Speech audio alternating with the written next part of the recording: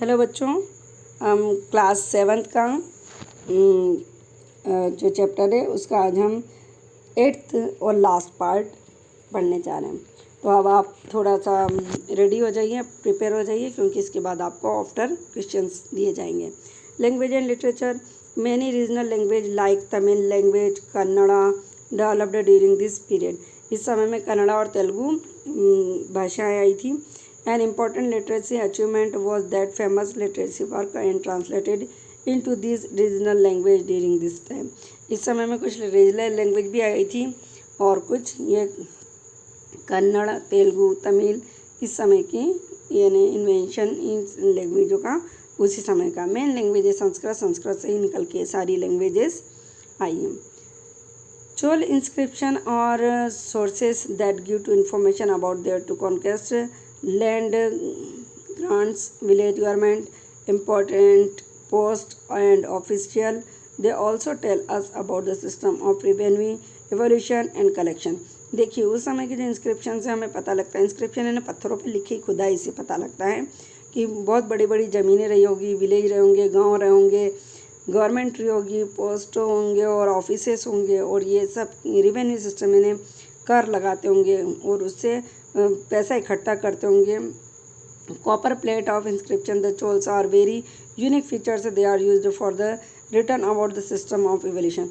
उस समय की जो कॉपर की प्लेट्स मिली उससे पता लगाते हैं कि उस समय उसके ऊपर भी लिखा जाता होगा।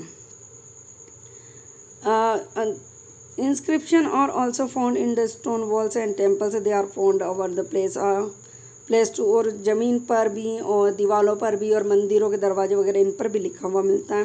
A large number of inscription is found of wall of the Brihadeeswara temple.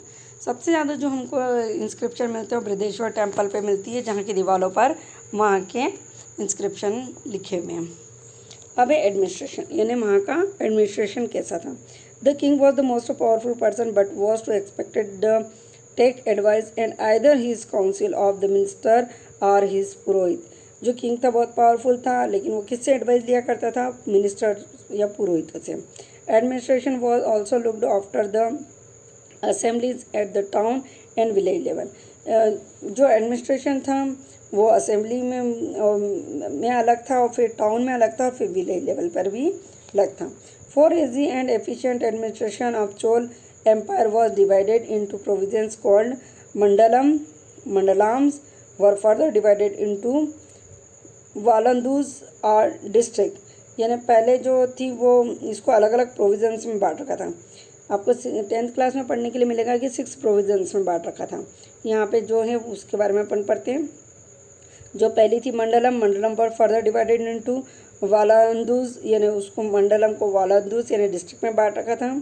Groups और village format larger unit called nadus. जो डिस्ट्रिक्ट थी उसको नाडू में बांट रखा था। फिर यानी नाम है, ये जो आज की डिस्ट्रिक्ट है या अपने ज़िले हैं जिसको कहते हैं ना, उनको इस तरह से नाम दे रखे थे। The king appointed governors to look after the mandalam. King appoint करता था गवर्नर को जो मंडलम को देखता था। देवर मेनी टाउन्स ऑल्सो, उस समय में बहुत सारे टाउन्स थे। The towns were known as टू नगरम। उस समय के जो टाउन्स थे उसको नगरम नाम दिया जाता है। A large town was called Tanjore. उस समय का जो सबसे बड़ा टाउन है उसका नाम था Tanjore. The governors were from to royal family. वो रॉयल फैमिली वहाँ पर रहा करती थी। The association or assemblies were the most important part of Chola administration. जो असेंबली है उस समय का बहुत इंपॉर्टेंट पार्ट था चोल एडमिनिस्ट्रेशन के समय का। They perform the role of local self government. Local self government का काम करते हैं, लोगों के बीच की सारी बातचीत जानने का और उनकी प्रॉब्लम सुनने का जो लोकल सेल्फ गवर्नमेंट काम करती थी। द यूआर एंड सभा were the two important assemblies involved in local self-government, the rural areas। उर और जो सभा थी वो लोकल गवर्नमेंट थी जो गवर्नमेंट रूरल एरिया में काम करती थी। This Ur was to like to general assembly. Ur को जनरल असेंबली कहा जाता था। Of people who were the owner of land in the village. वो किसके ऑनर होते थे, यानी कि गांव की ज़मीन के मालिक होते थे। The members of Ur and Saba had to have the administrative experience. उन्हीं लोगों को इसमें शामिल किया जाता था उर और सबा में, जिनको इस बात की अच्छे से एडमिनिस्ट्रेटिव एक्सपीरियंस हो, उन्हीं को इसमें शामिल किया जाता था.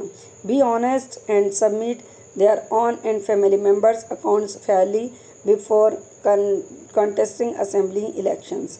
उसके बाद इनको ये इलेक्शन में जीत यानी लोगों के बीच में से निकले हुए लोग होते थे जो ईमानदार होते थे और जो फेयर निर्णय कर सकते थे, ऐसे लोगों को इसमें शामिल किया जाता था. The function of the sabha are described in to Parantaka inscription. ये परानका इंस्क्रिप्शन से ये बात हमको पता लगती है.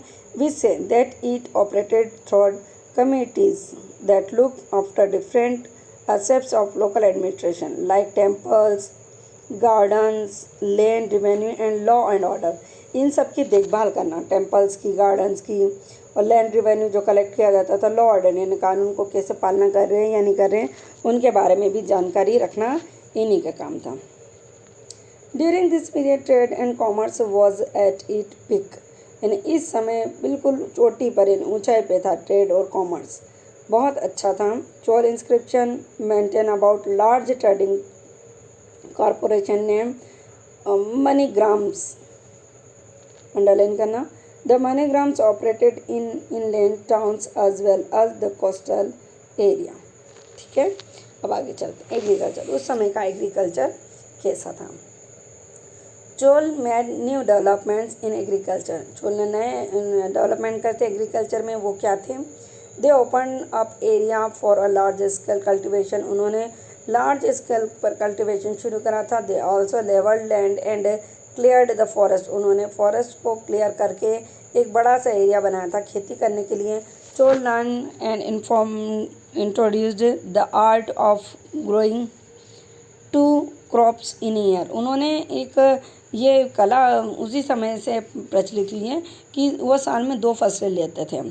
दे excelled in to cultivation of rice.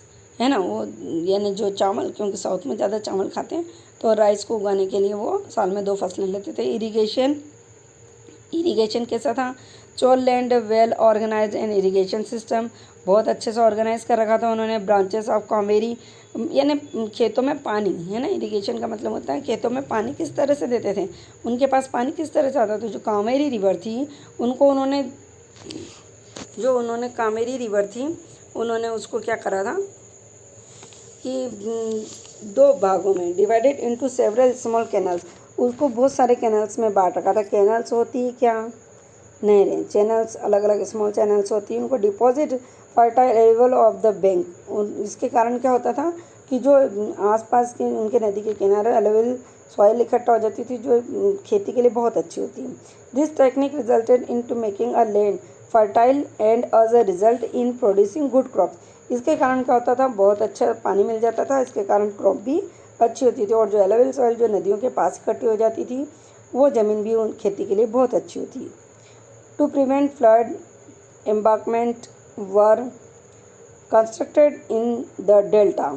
जो ये डेल्टा तैयार होते थे इस रीजन में, Chola also constructed canals to carry water to the field. इन्हीं कैनाल से वो लोग क्या करते थे, पानी लेते थे. किसके लिए, खेतों के लिए. Method of artificial water cropping were use. उसी समय से आर्टिफिशियल वाटर क्रॉपिंग शुरू हुई, क्योंकि उसके पहले जो थी हम बारिश के पानी पर ही डिपेंड थे. In some areas wells are done. कुछ जगहों पे उन्होंने कुएँ को गहरे कर रखे थे. Hills tank were also constructed to collect rain water. उन्होंने बड़े बड़े टैंक बनाए थे जो रेन वाटर को कलेक्ट कर सकें. People took active interest in all the development work. People बहुत एक्टिव थे उस समय के, जो इस तरह के डेवलपमेंट यानी विकास का कार्य करते थे. A great dam across the Kaveri river made Tanjore the capital the granary of the south. उस समय की जो तंजौर उस समय की कैपिटल थी, ग्रेनरी ऑफ द साउथ कहलाती थी, संपन्न थी, क्योंकि the Chola temples were very rich. Chola के जो टेम्पल थे वो बहुत पैसे वाले थे. Hence they took to initiative and invest in agriculture.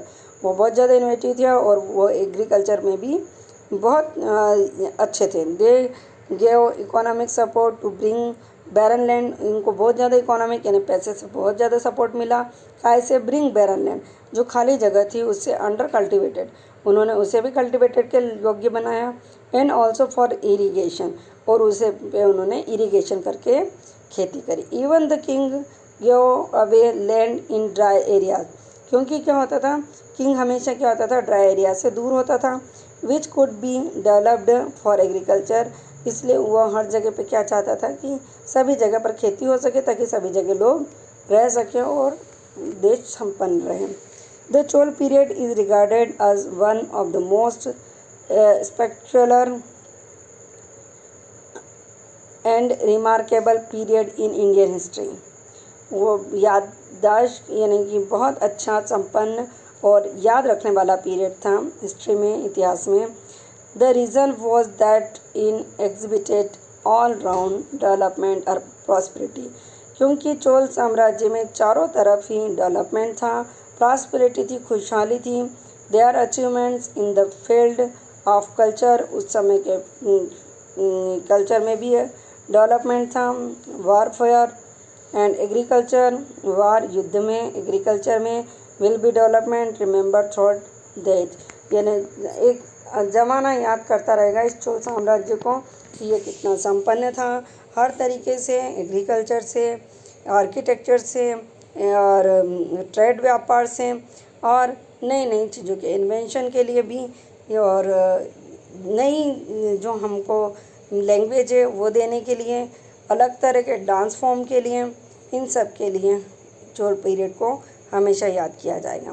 बेटा आप क्लास 7 के बच्चे सुनो कि ये जो सेकंड चैप्टर था आपका, ये मैंने आपको यानी 8 पार्ट में बना के आपको दिया है।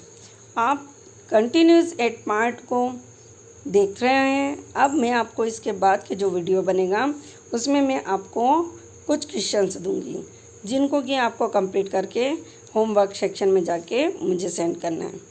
ओके बेटा, ये जो लेसन हुआ कंप्लीट। अब उसके बाद यदि हम शुरू करेंगे तो हम ज्योग्राफी का चैप्टर शुरू करेंगे। ओके बेटा, बाय, थैंक्स।